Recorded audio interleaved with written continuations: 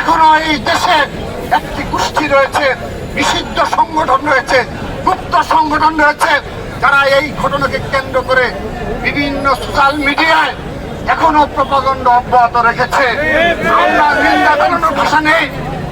এরা হলো ৭১-এর পরাজিত শক্তি, যাদের কোনো লজ্জা শরম নেই এবং যারা যে কোনো বিষয়ে তাদের সেই ৭১ সালের যে ভূমিকা, সেই ভূমিকাকে সোশ্যাল মিডিয়া স্মরণ করে দেয় যে তারা কতটা হিংস্র হতে পারে, নৃশংস হতে পারে।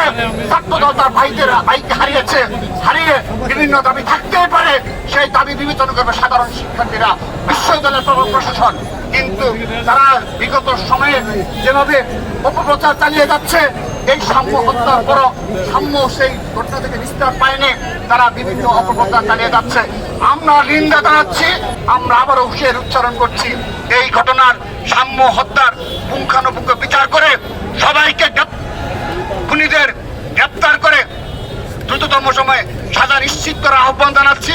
এবং সেই সাথে এই গতকালের ঘটনায় আজকের দিন পর্যন্ত, এখন পর্যন্ত বিশ্ববিদ্যালয়ের সময়তে বিসিসিআর প্রক্টর সহ বিশ্ববিদ্যালয়ের প্রশাসন থেকে স্পষ্ট কোনো বিবৃতি এবং নিরাপত্তার গাফিলতি নিয়ে তাদের কোনো বক্তব্য আমরা পরিলক্ষিত হয়নি, সেজন্য নিন্দা জানাচ্ছি।